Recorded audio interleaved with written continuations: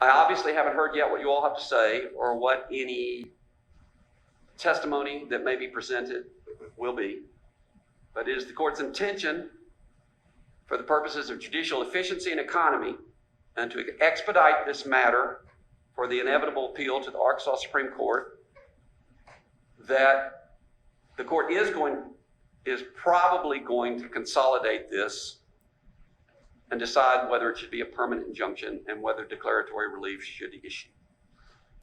All of the moving parties allege that Act 1002 of 2021, which I believe the Act references, is codified as Arkansas Code annotated section 20-7-142. They've all alleged that it's facially unconstitutional in one or more respects.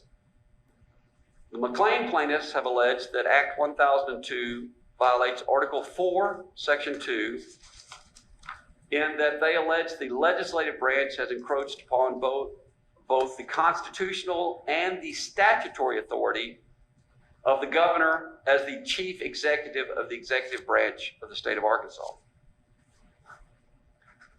Pulaski County Judge Barry Hyde has alleged that Act 1002 violates Article 4, Section 2 in that it attempts to usurp the authority granted to county judges pursuant to Amendment 55, Section 3 of the Arkansas Constitution.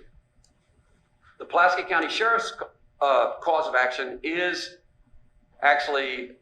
appears to be derivative of the county judge's claim as to the authority granted by the Constitution to county judges. All of those things are facial issues. Those are all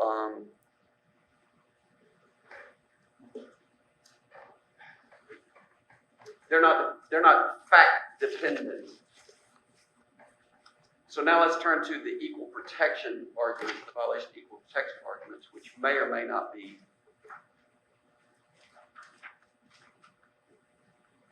dependent upon taking testimony and evidence. On equal protection, the fact that some schools are included and some aren't, with students of the same ages, the same everything else, that's clear cut. If you want something else on equal protection, I'm either going to do stipulations or we're going to need to schedule a time for everybody to have witnesses to get the testimony and evidence and get the record complete on that. All right, so I ended up with facially violative of Amendment 55, Section 3. Facially violative of Amendment 80, Superintendent Control, who presides with the Arkansas Supreme Court. And there's no way to cut and paste the act, the language. The court would be legislating, cut and paste it, so it has to be stricken in its entirety. Then on the equal protection, it was the discrimination. I will prepare it better in the order. The discrimination between public and private schools isn't rationally related to any identifiable governmental objective. Everything else will be deemed denied without prejudice on the preliminary basis at this point in time. Rule 65 does say, we didn't take any testimony and evidence, so you don't have to repeat testimony and evidence, but we didn't take it. So, was there any other ruling that I made?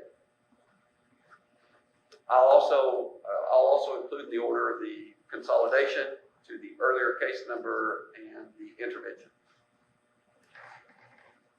I think I can get that. Anything else that we can do on a preliminary basis? Not from the plaintiffs, Your Honor. Not from the plaintiffs. Got it from the county. From the county defendants, from the school districts? Very right. Besides from you all? Yes. Yes. Okay. Well, thank you. I'm looking forward to some more excellent briefs.